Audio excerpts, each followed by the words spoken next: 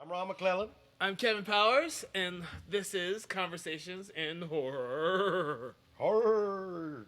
And this time we're going to be talking about the films of the great Stephen King, Stephen or at King. least the films derived from his work, Correct. since there are so many of them. Correct. A lot of them. So which one is your favorite Stephen King? We'll just start with that. What's your favorite Stephen King adaptation Well, it's into kind a film? it's kind of hard. I don't know. My favorite, I can tell you, one of my favorites is going to be Misery, Yeah, because that was a good one. you know Kathy Bates won the Academy Award for that, and that's Can't still go one of wrong my with Kathy Bates. still one of my favorite films. Mine is Apt Pupil. Big Ian McKellen fan, and he did great as the Nazi weirdo. Mm. And the late um, Brad Renfro. Rim. Is it really Renfro? You're the one staring at it. But we're talking about Stephen King based films today, and some of our favorite films are It is Renfro. yeah, Oh my God. I know.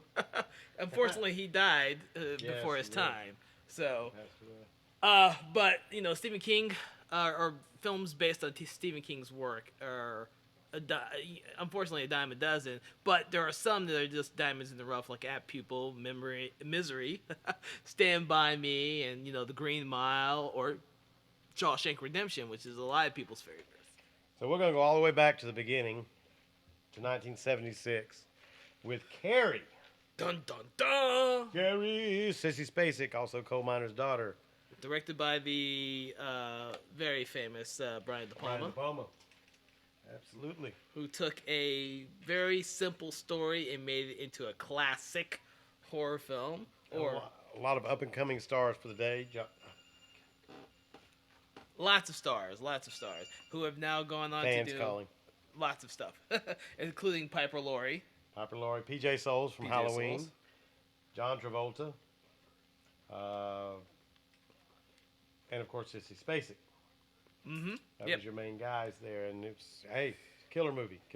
It was so popular, of course. By now, everyone's seen the Chloe Moritz remake, but they also Boo. have to remember that there was the television remake starring Angela Bettis, who's one of my favorite actresses, and also the sequel, which is The Rage Carrie 2, which is much more infamous than any of the other films. I actually like the Chloe Moretz Carrie. I did not like the one before that. The first remake. The one with Angela Bettis. Yes, I did not like that one. But I liked Chloe Moretz's remake. I like Chloe Moretz. She's awesome. Ever since I saw her in Let Me In, yeah, she's awesome. I like her. She's cool. All right, so that's, of course, Carrie. And my favorite part of Carrie is the end of it. I don't know. A lot of people say their favorite part's the pig blood falling from the sky. But to me, the end part's where he or she kills her very tight-gripped Baptist religious fanatic mother. Piper Laurie at her best, or most infamous. Yes, exactly. When she kills Piper Laurie at the end, it's just awesome. But and I also like the part where she blows up the car with PJ Souls and John Travolta in it. Mm-hmm. That's awesome. That's a very cool scene in the movie. But the whole movie was really very atmospheric and very crazy, and kind of ahead of its time for the subject matter, because especially in the South, religion was really pretty. We don't talk too much about religion in movies here in the South, and I remember when that movie came out, my folks didn't want me to see it because there were all these religious people saying, all these Christians saying, "Oh no, they make out Christians to be evil fanatics and stuff like that," or whatever. But it was a little ahead of its time in that aspect. But it was a good movie. I really liked it, but not as much as I liked the next one he did, which was Salem's Lot. Salem's Lot, directed by Tobe Hooper, and was a little mini series on television. David Soul. Yep. Well, eventually he was so popular they did do a version that went theatrical, and they did go theatrical overseas, which meant that it was a very, very popular TV movie. And I have one of my all-time favorite actors who played Captain Nemo in the original 20,000 Leagues Under the Sea, and he also played Rommel, and that's James Mason. James Mason was an amazing actor. Mm. It was kind of A sleeper movie though, because it didn't really catch on for a while. I guess because it was a TV movie. But if you watch it, it's creepy as hell. I mean, the Nosferatu vampire is just, he's creepy looking. Another film that has a remake starring the Rob Lowe, but also the sequel, which was Return to Salem's Lot, which is best left forgotten for the most part. But anyone who likes vampires and wants to revisit to the original Salem's Lot will check that out. And then my second favorite film by, Stephen King adaptation, The Shining, with Jack Nicholson and Shelley Duvall, better known as Olive Oil. Which is more infamous considering Stephen King never liked the movie and hated it. Hence why he did his own television remake of it. Exactly. Scatman Crothers was in it too. He's funny. I actually do enjoy this. Stanley Kubrick is one of my favorite filmmakers, or was, unfortunately. God rest his soul. One of the ultimate haunted house films is what that movie was. And it was creepy and atmospheric, and despite the fact it didn't follow the novel all that well, it was a really, really effective haunted house film. I just bought the novel finally to read it myself because I've heard all the good stories about how it's so much more freaky than the movie, and the movie's pretty damn freaky. So, if the novel, it's sort of like, The Exorcist. I mean, you watch The Exorcist, even the director's cut, and it's pretty bad. But you read the novel, and it's like, don't read it at night while you're in bed because it'll freak you out. It really will. So if you really enjoy The Shining, you can always read the original novel, or you can check out the television version with Rebecca De Mornay. Surprisingly, but for my bet, it's always the Stanley Kubrick version because that's just atmospherically speaking one of the creepiest haunted house films ever made. And then to be honest, let's be really honest here. My favorite straight horror film by Stephen King, which wasn't really even a horror film, I said Apt Pupil is more to me of a psychological thriller. But I guess my favorite horror adaptation is our next film, Creepshow. 1982. Which is his collaboration, his first collaboration, by the way, with George A. Romero. George Romero, yay. So it's got George Romero's comedic overtones in it. And we're going to talk a little bit about this movie, because this movie got a lot going on in it. If you haven't seen Creepshow, you've done yourself an injustice, because you really need to watch it. It's a lot of fun. When you watch it, it's almost like living a comic book. I mean, you flip through a comic book as you go through the movie. The Creepshow comic book, and it's 5 episodes, 5 stories, and they're all done in comic book kind of live action comic book look with the lighting, and it's really cool. Lots of saturated colors, lots of crazy EC Comics type of feel to it. A lot of the old horror movie sound effects. I mean, if you've ever read any of the EC Comics, Tales from the Crypt, Haunt of Fear, any of those, then you know exactly what you're in for when you're watching Creepshow. And the same goes for the less effective sequel. They borrowed a lot of that for the sequel, Creepshow 2, but it's just not as fun as the original one. Oh, no. So, if you enjoyed the first one and you want just a little bit more, go check out the second one. Well, the second one they're actually the stories that were cut out of the first one. So the 3 stories in Creepshow 2 were supposed to be originally in Creepshow, but didn't make the final cut. So they turned them into Creepshow 2. The original, what's your favorite story in the original? We have first the first one is the first story in Creepshow is Father's Day with Nathan Grantham, which I love. And the second one is The Lonesome Tale of Geordie Verrill. And then that's the one with Stephen King actually in the short film. And then Something to Tide You Over with Leslie Nielsen and our buddy from Cheers. Was it Ted Danson? Ted Danson. From Cheers, yes.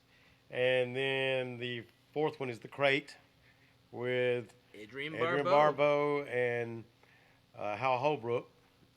And then, of course, which that one is probably all the fans' favorite of the stories, because it has the creepy Tom Savini Arctic monster that lives in the crate and eats people a lot. And then the last story with Edward G. Robinson, which is there's something creeping up on you with all the bugs. Mm-hmm. That's definitely the creepiest of all of them because it's how can it not be creepy? It's got a bunch of bugs in it. No, I'll do it. I got some garbage I want to throw away. Daddy, please don't throw it away. I'm sorry. The next time, young man, I find you with a worthless piece of shit like this again, you won't sit down for a week, buddy boy. Remember that. Tuck in.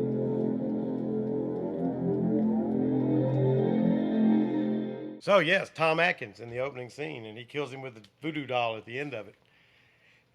Stabs it. Many times. Pretty awesome. Many times. Often. So that's probably my favorite horror film of Stephen King. Creepshow, just because of the way it's made and the atmosphere and everything like that. Next on our list is Cujo. 1983. Yep, with one of my favorite actresses, which is Dee Wallace. And this was actually a very big showcase for her because she is the main actor and mostly the only actress in the entire film. It was a really big tour de force for her because it's her against a dog for the whole movie. And she's the only star in the film. Well, the dog, he was pretty cool. He was a big star. After the movie. Then Dead Zone. Now, Dead Zone, which was directed by David Cronenberg, is not one of my favorite films, but I love the television version that lasts for about 5 seasons because they allowed a lot of time to expose and go through the story of what's his Johnny Smith. Johnny Smith. Christopher Walken's great, and the whole cast is great, but the Dead Zone, it was a very different film for David Cronenberg, and you could tell by watching it. Yeah, I mean, I'm a big Christopher Walken fan, so I liked it for that aspect. Christopher Walken did amazing in it. And I like Tom Skerritt, and I like Martin Sheen. They were both awesome in it. And Dead Zone was just a real moody film. Mm-hmm. It was very moody. It kind of, I don't know, it kind of drug in places, but so do Stephen King books sometimes. So it kind of was, stayed true to the book in that aspect. All right, so 1 year later, same year. Good Lord. Stephen King was all over the map. His work, everybody wanted to make movies of his stuff because it was so popular. Yep. And they made my second favorite Stephen King horror movie, Christine, with Keith Gordon. Directed by John Carpenter. Yeah, John Carpenter. Yes, Keith Gordon was excellent in this movie. And the thing that I remember most about this movie is the amazing soundtrack with all the great music that was picked for the movie. Right, it was awesome. It had a lot of those Halloween 3 feel to it. It really did. John Carpenter, that John Carpenter sound, let's put it that way. You know, Dean Stockwell's son, he did really good in it. He was in Top Gun and several other films, but he was his best friend in the movie. And Keith Gordon played Arnie, the geeky kid who bought the old Plymouth and put it back together, and it come to life, and they kind of bonded in a weird sexual car on human thing. I don't even know how did he even think of that. Right? But it worked. It worked. It worked. And it was awesome. You know, it was really, really good. Then we go to, now, before we talk about the next one, I noticed that there was some short film called Disciples of the Crow. But no one's going to know what that is. No one's going to know what it is. Nope. Not unless you watch one of the Stephen King Dollar Babies. That's all that is. Oh, is that a Dollar Baby? It was Children of the Corn is what it was, right? Supposed to be. Yeah, it's more or less like the beginning of Children of the Corn. There you go. That's about it. That is 1984. And that was a short story. Children of the Corn was one of his short stories, much like a lot of the movies started out as short stories. And it had Linda Hamilton. Yay. Yep. Peter Horton and Linda Hamilton. Yep. Which is one of my favorites only because I was always in love with Linda Hamilton from Terminator. Oh, yeah, she was awesome. So I kind of watched that way more than I should have when I was a kid. You know, Stephen King has what I call straight horror movies. I keep saying he has them, but they make straight horror movies out of his stuff. They make psychological thrillers, and then they make what I call the fun horror films, like Creepshow. And that brings us to our next one, unless you want to talk something else about Children of the Corn, which is Oh, uber creepy. Well, the only thing I can say about Children of the Corn is it has like 20 sequels and it's been remade. Oh, God. A really horrible television remake. God. And you know, it's the franchise that will never die, and we have Dimension Films and the Weinstein Company to thank for that. And the only good one is the first one, still to this day. I didn't even like the second Third one's pretty good. one. I never made it Urban that far. Harvest. It's an underrated film in my I opinion. think I saw part of that. Were they growing corn in the city, like Yes. on top of a building or something? Yeah, it was like in between, like the alley. Oh yeah, like in an abandoned building. Yes. between two buildings in an abandoned lot. Yep. Yeah, that's what it was. I remember that crap. That was ridiculous. And then, but they had a cool building. They were creeping around this old urban building, which was kind of creepy and kind of cool, but not really. But Children of the Corn, the first one, was really a bizarre movie, and it kind of just, I mean, whenever you got kids with farm implements killing people, then you know that's just perfect horror right there. All right, so speaking of perfect horror, we will move on to our next one, which is ba-ba. Firestarter. No, it wasn't no damn movie. Yes, it was. Oh yeah, it was. It was that little girl. That's right. Yeah, that was Drew Barrymore. God, Drew Barrymore. That was Drew Barrymore. I can't believe you forgot Firestarter. I can't believe I forgot it. It's actually a lot of people have forgotten that one. You know, Drew Barrymore did an excellent job in the movie as a small child actor, and she was in a lot of movies. You know, she did several Stephen King based films, but this was the one where she was front and center with I don't think David I ever saw Keith. it. I don't think I've ever seen Firestarter. That's David why I Keith. didn't know about it. Really, I David don't Keith's her think I've father, ever seen her. I don't and think- my God, my God. George Siegel is also. Is it George Siegel? And I've never seen it because I would remember that crap. I can't remember, but yes. But I do remember because I remember the hair. I remember the trailer because I remember her hair being all floating around and fire being behind her and Yep. stuff, and I remember that. All right, so after that we had Cat's Eye, Which also starred which was Drew an Barrymore. anthology. Yep, another it was an anthology film. Let's see, Robert Hayes and No, there's a lot of people in that lots of film. people in that movie. It's very good. Let's see who all was in that movie because there was actually a lot of people in Cat's Eye besides Drew Barrymore. James Woods. James Woods, that's what I was thinking Yes. of. So Oh, James Naughton from American Werewolf in London. He was in it. Lots of folks. yep, it's just one of those films that took several of his short stories, like Smokers Inc., and made them into a movie, trying to replicate what happened with Creepshow. But just not as stylistic. No, And then the same year, one of my all-time favorite Stephen King movies, Silver Bullet, with Corey Haim and our crazy, crazy buddy who we like to see on the what is it, the fire commercials, Fire Stick.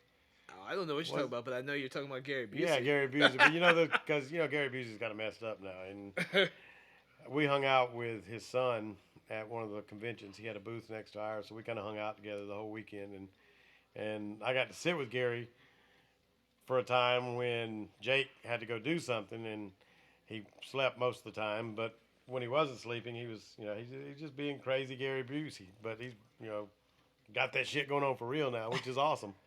And it makes his commercials even more awesome. But but that was a really cool movie, and poor Corey Haim gone from us now. I mean, he was a good kid. He was in a lot of really good movies, Lost Boys, and he did a really good job in that movie. I think it's probably the first time I ever saw Corey Haim in a movie. Actually, was Silver Bullet, because he was really young then. I mean, God, he was probably 12 when that movie was made. He was a real kid. He was younger then than he was when he made Lost Boys, because Lost Boys came out several years after that. Because this came out in 84, I believe, or 85. Silver Bullet, 85. Yes, that's right. And that takes us to another fun Stephen King movie called Maximum Overdrive, where the entire score was done by AC/DC. How could you go wrong with that? Machines go crazy, kill people to AC/DC music at a truck stop. Unfortunately, it's the only film Stephen King ever directed, and he hated it. So, Well, he hated directing it. Well, he didn't so much hate the movie, but he hated directing it. so that movie will go down infamously as a very bad fun movie. Everybody remembers the big truck with the jester on the Yep. front of it. That's one of the And- most iconic vehicles. and the ever. crazy girl. Are you dead? Are you dead?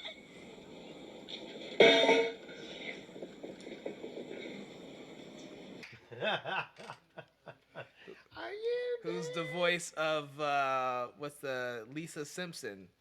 Is she really? She is the voice of Lisa Simpson. Is that right? And her name Yeardling is Smith. Yeardling Smith, yes. I knew it'd come to me because she has such an unusual name. But yeah, she made her career off of The Simpsons. And a handful of other shows that I can't remember at all. There is a remake called Trucks, which was also a television movie. There was a lot I of should have called it remakes. Sucks. But yes, it was not nearly as fun as the Maximum Overdrive. Oh, no. No, no, no, no. No, no, no, no, no. Well, then, of course, one of the all-time favorites of many, many, many people, because it's not really a horror film, and it's not really a psychological thriller. It's more of a drama, Sandlot drama, called Stand By Me. Stand By Me, based on The Body. Yep, The Body. And it's just about some kids who find a dead body and some other kids who want first dibs on finding it or whatever. I don't know. It's just weird. No, it's a film about kids growing up and learning to be grown-ups through these misadventures with trying to find the body. Now, it's a very, very, I guess you call it nostalgic type film, since it is the whole movie is a flashback told from the perspective of Richard Dreyfuss's character, who is older and wiser now. It's a favorite for a lot of people because it's not a horror film, but it was a very personal story to Stephen King, which is why it's become so popular. Coming up next is another one of my, well, this is the one I say is my favorite of all time Stephen King film, and that's Apt Pupil with Brad Renfro and Ian McKellen, which was 1987. Also has David Schwimmer, which is very weird to see him in a film like that. Who's that? David Schwimmer. Oh, yeah. Yeah, it is. And it also has from Urban Legend and... Oh, you're thinking of Josh Jackson. Joshua Jackson. Yes. Who people don't remember because he's only in 2 scenes in the whole movie. Yeah, well, he plays Brad Renfro's best friend. Yeah. Well, almost the whole movie is Brad Renfro and Ian McKellen Yeah. in his house. 99.9% of the film is that. So, which is what makes it cool to me, because they were able to take this one location and pretty much let it dominate the whole film and it still be good. Of course, you got Ian McKellen in it, so how could it not be good? Then we have The Running Man. That's Running Man. Which is based on Arnold the Schwarzenegger Richard and Bachman Richard novel. Dawson. The what? Bachman book, yes. Yep. Based on the Bachman book, of course, and people kind of forget it's a Stephen King film because of that. And it's more associated with Arnold Schwarzenegger than anything else. Right? We've all kind of forgotten that was actually a Stephen King based film. And it was a cool film, though. It was very cool. I liked it. A lot of people didn't like it, but I thought it was cool because it was science fiction. And it had Richard Dawson from Hogan's Heroes. So I enjoyed the movie. It was another one of those fun Stephen King films. And then we come to Pet Sematary. Which I remember seeing as a kid at the theater. Yes. Probably way younger than I should have been watching that movie, but it, it's one of my favorites of Stephen King's film adaptations. Mary Lambert, female director, took over for George A. Romero for that film and made it her own. And it actually put her on the map as a director because she also directed the sequel. It had Denise Crosby in it from Star Trek Next Generation and Mortuary. And it had Fred Gwynn. Lewis, afraid you may have a spot of trouble here. Well, there's a dead cat over here on the edge of my lawn. From My Cousin Vinny, and of course he was Herman Munster. I remember more from Disorganized Crime, though. Yep, and of course the star was Dale Mitkiff, and then the little kid was Migo Hughes. Migo Hughes. That was his name, Migo Hughes. He was a Gage Creed, and the infamous Night of the Living Dead Cat. The picture of the little kid snarling is what I always remember, though, because it just freaked me out when he was holding that scalpel. And he just got this little snarling look on his face. And it's like, okay, that's no bueno. Oh. It stars Edward Furlong, but it's not really good. He's written worse. Oh, I know, but it was just, oh dear God, that freaked me out. Oh, come on! A kid gets ran over by a bulldozer in Maximum Overdrive. Well, that's true, but it wasn't a cute little baby kid. It wasn't a child beauty. It freaked me out. All right, so next on our journey through the world of Mr. Stephen King, it brings us to the Graveyard Shift. Graveyard Shift was just by far the most fun movie I've ever seen of Stephen King. Only because I saw it at the theater as a kid, and loved the fact that they had these rats in there with this weird bat creature I could not figure out what the hell was. Mm-hmm. But most of the time, it was me. I was all about Brad Dourif because he had starred in the Child's Play films, and I thought he was cool as shit. Yep, he was awesome. It was just this old plant, and it was just overrun with some rats, though, boy. If you have a skittish rat thing going on with rat phobia, you don't want to watch this. Yes. No. I know a lot of people don't like the movie, but yeah, this will always remain one of my favorite fun movies of his.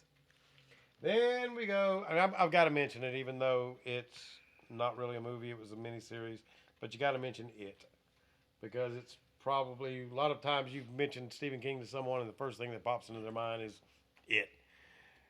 Actually, I think people mention it when they think about Killer Clowns. That's Stephen King. Yeah, they definitely do. Killer Clowns, yes, first thing. Stephen King, probably not the first thing. True. It's absolutely the number one thing people think of about clowns. But once again, an all-star cast, including Tim Curry, who played Pennywise the Clown. Richard Thomas was in it. John Ritter was in it. Emily Perkins was in it. Seth Green was even in it. Yeah, Seth Green. A young Seth Green was in it. Young Seth Green was in it. So I kind of like the Annette O'Toole. What? Annette O'Toole. She's the only female cast member in the movie. Oh, yes. The redheaded girl. Yes. Yes, she is. And then you find out it's a giant spider at the end, and that kind of freaked me out a little bit. And I was like, really? I've been watching this for 4 days to find out it was a giant spider? 2 days. It seemed like 4. Each part's only 2 hours. It was 2 days. You're thinking of probably... I'm thinking of the Tommyknockers. That was only 2 days, too. See? That seemed like 4 days. Yeah, Golden Years. I know that was 4 days. Nope. Actually, that was 13. That was 13 episodes, yeah. So that seemed like 4 that days. was more than 4 days. All right. So we'll move on to a little bit of Kathy Bates love. A little bit of James Caan love with Misery. Which is Rob Reiner's one of his biggest classics. He did Stand By Me as well, but this is by far a much superior film to that. And much like Apt Pupil, it takes place in a house with 2 people. Yep. And you see the sheriff comes by every now and then you got some stuff at the beginning and the end, but 90% of the movie is in the house where she has James Caan pretty much hobbled where he can't go anywhere. Yeah. Well, I love the book Misery. Really, really did. It was one of the first ones I ever read of his, and the movie I think is better than the book. So that's my opinion of it, which is why Misery is on the top of my all-time favorite Stephen King films. Is because it's just brilliant, a flawless movie.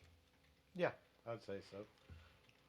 Now, for all of you fans of the old television series Charmed, there was the Brian Krause Stephen King movie called Sleepwalkers with Matching Amick in it, who played his crazy, weird, strange, and mysterious mother. She was the girlfriend. I'm sorry. Alice Critch was the mother. Yeah, you're getting confused. She was, and Ron Perlman's in it. Yeah, but he's a cop. He's the cop. He's the overbearing cop who gets his hand chopped off. Yes, or does. eating off. His hands eating. That movie was just strange. It was weird. Well, it was one of Stephen King's few original screenplays. Because they weren't werewolves. Directed by They were Mick just Garris. shapeshifters, I guess. Just shapeshifters. But they could shift things around him, too. Like he turned his car into a Mustang. Mm-hmm. So he could shift not just himself into something else. He could shift his automobile into something else. So it was kind of cool. And it had cameos by Clive Barker and Yes, John Landis, if I'm not mistaken. So Oh, it's so weird that I remember all this stuff. It's been so long since I've seen the movie. The memories come flooding back. Yeah, it's the great thing about this. Going through these old movies, you kind of start to remember all this stuff. And then for all you fans of the television series known as Leverage, for all you fans of the TV series Leverage, there is Timothy Hutton in Another George Romero film, The Dark Half. which I really liked because you get to see Timothy Hutton play good guy and a bad guy on the same movie. Yeah, and Michael Rooker Completely unhinged. Yeah, Michael Rooker's in it. in an early, but Amy Madigan also tears up her role too. She's so great Yeah, in, she the- is in the really film; good. it's ridiculous. So that movie actually had a great cast, and it had George Romero downplaying his more horror elements. I mean, his comedy is still in there, which is great because George Stark has that comedic little bent to him. So for people who want to see another one of Stephen King's films that's based around the writer, that's the perfect film for you. And if you didn't know this, he kind of wrote The Dark Half kind of after it was revealed that he was Richard Bachman. So it was his little stab at, telling the world that he was Richard Bachman, and he wrote that into a novel. Exactly. That's cool. Another one of my faves, and it's my favorite book that I've read, is Needful Things. Once again, a lot of stars. J.T. Walsh, Max von Sydow, Ed Harris, Bonnie Bedelia, Amanda Plummer. Amanda Plummer, she's just awesome. I really liked her in Satan's Little Helper, a little indie film. J.T. Walsh. I used to love J.T. Walsh. He was one of my favorite character actors back in the day. J.T. Walsh is hilarious. He's just a funny guy. And it was a really good movie. I enjoyed Needful Things a lot because it's just one day the devil came to Castle Rock, set up shop, and just pit everybody against everybody. The whole town was at each other's throat by the end of the movie. Yep. They were ready to burn it down. But J.T. Walsh, he was the central weirdo in the movie. He was just completely this unhinged city councilman who was pilfering funds, and it was just the whole movie was just ridiculously just out of sorts. The whole town was out of sorts. Nobody knew what was going on. People were doing one thing to somebody, and they were thinking it was somebody else did it to them, and it just got this big snowball effect going on. But before you know it, the whole town is just in total chaos. Mm-hmm. Leland Gaunt, who was Max von Sydow, he was just sitting up on the porch watching it all happen. Needful Things. If you haven't seen it, definitely recommend it. All right, that takes us way on up to 1995 in The Mangler. A guilty pleasure movie. that is It a is guilty not pleasure a good movie, No. but Toby Hooper has a knack of creating this amazing atmosphere in his films, and he does that so well in The Mangler. Yes, and And Robert Englund's in it. That And makes it he better. lets Robert Englund chew the scenery Yeah, he does. in that movie And from he beginning to does. end. And it also has Ted Levine in one of his few starring roles, because he's always been relegated to a supporting role or a tertiary role or a villain in most films. He played Buffalo Bill. Yeah, I mean, like I said, that's what he's usually known as. Yeah. But he's the star of this film, so it's easily forgettable. Besides the fact that it's tanked the box office because it is about a killer mangle machine. Yes, about a machine that I get possessed by the devil. But like I said, Toby Hooper knows how to create atmosphere in his movies, and it's a brilliant film in that regards. Yes, it is indeed. And like you said, Robert Englund owned that movie. He just really owned it. And speaking of atmospheric, that brings us to Dolores Claiborne. I like that film. Another Kathy Bates Yes, movie. that's why I liked it. And what's her name? Played Kathy Bates' daughter. Yes, what was her name? Jennifer Jason Leigh. Jennifer Jason Leigh. Yeah. And then Christopher Plummer's in it. Yep. And John C. Reilly's in it. Yep, before he was huge, John C. Yep. Reilly's in it. Another atmospheric film, but the book is amazing. If you've never read the book, it's an amazing book. The film, his film is good, but the book is just amazing. From the Four Past Midnight series, another television made-for-TV film, The Langoliers. I mention it because it was really good. That was one of the few miniseries that I liked. I didn't like Tommyknockers, didn't care for it. I didn't really like the Langoliers. I liked The Langoliers. Yeah. I liked it because I liked The Perfect Storm. I'm sure if I read the book, I hadn't read that one, I would probably like it a little bit more, but I was not a huge fan of that. Well, it's like, sometimes they come back. I didn't like that. I didn't like Tommy Knockers. I didn't like Golden Years. You know, I didn't like any of those. I didn't like the Shining TV miniseries when it came on. You know, so. But I did like the next one we're going to talk about, and that's Thinner. Thinner. Thinner was cool. I like anytime you got gypsies going on. I like gypsies and curses. Robert Burke and Joe Mantegna, who gets to choose scenery in that movie. Yes, right. Love Joe Mantegna in that movie. Yes, indeed. Oh, it was also directed by Tom Holland, who did Child's Play and Fright Night. Did that. So it's a very atmospheric film, and probably one of Robert Burke's best films as a starring actor. He's done a lot of supporting roles, but that's probably one of his best starring roles. And then Joe Mantegna from Criminal Minds, he was. I mean, he's good in just about anything you put him in.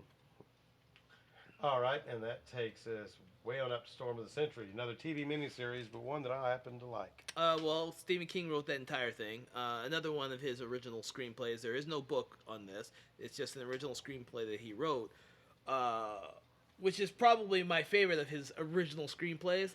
Unfortunately, I'm not a really big fan of his original screenplays. This one is by far his most accomplished one up to this point. I mean, I thought Sleepwalkers was fun. I thought Golden Years was long. I like Golden Years, but it was long. That's why I didn't like it. But like Rose Red.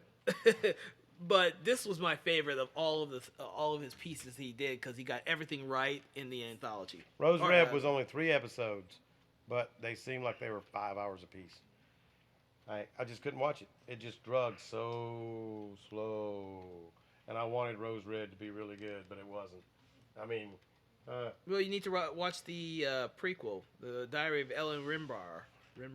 And then that brings us to the more modern stuff going on, and I'm not even going to mention the remakes because we mentioned the real deals earlier, such as Dead Zone, Carrie, Firestarter 2, Rekindle, stuff like that.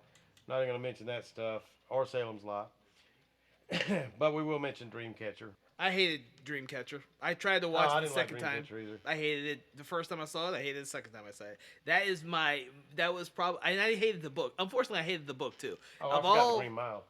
Yeah, we skipped the Green Mile, but going back to that, I mean, Dreamcatcher was just a horrible, horrible experience for me. Well, it was atmospheric. I like the atmospheric part of it. I like the fact that Morgan Freeman was in it. I like the fact that Jason Lee's in it. I like Jason Lee a lot. It's got great. And I like Timothy Oliphant from Justified. It's got a lot of people. Thomas Jane, Donnie Wahlberg, Tom Sizemore, Damian Lewis, who's now was in Homeland for 3 seasons. But I just thought it was. I just never clicked with that story. The story I thought was a bad story. I got into it. I found myself getting into it. I watched it, and I found myself getting into it. I had to watch it. I wasn't really thrilled with the end of it and the whole alien thing, but I enjoyed it. I liked it. I thought there was some creepy crap went on in it. And the whole, Indian aspect of it. I just liked it. Found myself getting into it when I watched it, so I had to watch the whole thing. But yeah, we'll go back to the Green Mile. Which is, I love the Green, the book. I love the book. The way they serialized the book, it was brilliant. Yeah, it was a serial. It was like 1, 2, 3, 4, 5, several episodes. So, but the movie I actually think was really done, really well done, especially from Frank Darabont, who had done The Shawshank Redemption and had done a short story of his, and would eventually do The Mist. Frank Darabont gets Stephen King, and his stories are always great stories. And it's got one of my favorites, Michael Jeter, in it. He's hilarious. James Cromwell's in it. David Morse is in it. And you didn't even mention Tom Hanks. Yeah, well, I did. I said that earlier. Oh, did Tom you? Hanks. Yeah. I was like, yeah, he's the. But it also has Michael Clark Duncan. Yep. It wasn't his first film, but it was his breakout film. Yep, and he was just a big old guy. I am the big old guy. Yeah, he kind of made the movie actually for me. Him and Tom Hanks. And then there is Hearts in Atlantis. Yeah, I don't even know. I can't. What I know about Hearts in Atlantis, you can put in a thimble. Well, Anthony Hopkins starring in a film that's a period film. It's not the whole novel, so it's just the one story from the novel. but it's a much more subdued film. And if I'm not mistaken, Anton Yeltsin is one of his early films. If I'm not mistaken. Yes, one of his early films before he now is like in everything, but one of his early films. So it's good to mention that. Another film that did nothing at the box office. People kind of forget that the film even exists. Well, he plays the new Mr. Chekhov in Star Trek, in the new Star Trek films. Mm-hmm. And, of course, Anthony Hopkins. I didn't even know Hearts in Atlantis was a Stephen King movie until like a year ago. I'd heard of it, but I had no idea it was Stephen King. And let's see, that brings us, we are up to, we're almost finished with all the old. Well, you got Secret Window. Secret Window, yes, with Johnny Depp. Yep. I like that movie. I did too. I actually enjoyed that more than I thought I was going to. A lot. It allowed Stephen King story to come out with Johnny Depp feel. And John Turturro's brilliant. John Turturro's funny in it. He's really, really good. Another film that doesn't Timothy have Hutton's in it. Oh yeah. But there's not a lot of people in this film. It's a very small. It's one of those smaller cast films. Charles Dutton's in it. He's good. I like Charles Dutton. Yep. But yeah, it's kind of one of those movies that makes you scratch your head a little bit at the end. But So we have Man in the Black Suit, yeah. Then the remake of Salem's Lot, Kingdom Hospital, hated it. I like Kingdom Hospital. Oh God, I couldn't stand it. Stephen It's King's like a version. damn soap opera. Well, if you ever saw the original Lars von Trier, The Kingdom, which is what inspired it, you'd get a little bit of what he was going for there. I know it really departs a lot from The Kingdom. The Kingdom is very atmospheric and more dramatic, but I liked Kingdom Hospital. Now, Riding the Bullet. What did you think about? What is your real opinion on Riding the Bullet? I really enjoyed Riding the Bullet. As a film that is far removed from what normal Stephen King films are like, it's a very good film. I like David Arquette, but I did not like David Arquette's character. I thought it was bad casting. I don't know. I just didn't think he played the character well. Interesting. I like Cliff Robertson now. Cliff Robertson's awesome. And guess what Cliff Robertson was on way back in the day? He played a bad guy on a show called Batman. And he was a villain named Shame. Shame on you, Shame. Cliff Robertson's been in quite a few things, though. Cliff Robertson's a pretty big actor, and he's getting old. He played Spider-Man's uncle in the first Spider-Man movies that came out.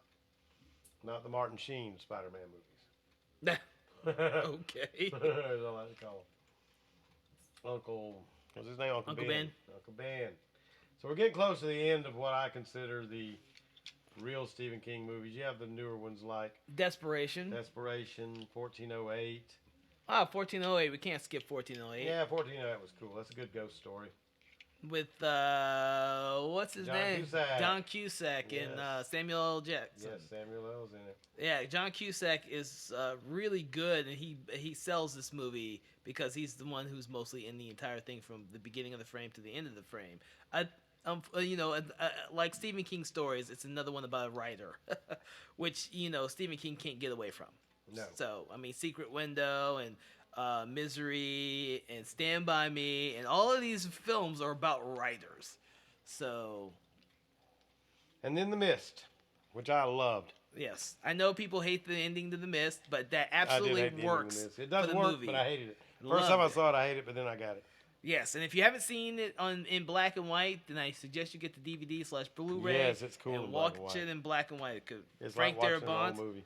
did a brilliant job with The Mist. It's very cool. I like it. See, but unfortunately, so many people think they hated the ending. It's not like a flawless movie. So bad. That'd be a lot better. Please do that. Please, if you're listening, studios, put it on Showtime or HBO or somewhere where they can actually say ass or where they can curse and they can show boobies. We want to see it. Let's go. I'm Ron McLellen. I'm Kevin Powers. This has been Conversations. Conversation in Horror is produced by Ron McLellen and Kevin L. Powers. The views of this program are not the views of Broken Lighthouse Pictures. Conversation in Horror is copyright 2015 Broken Lighthouse Pictures. All rights reserved.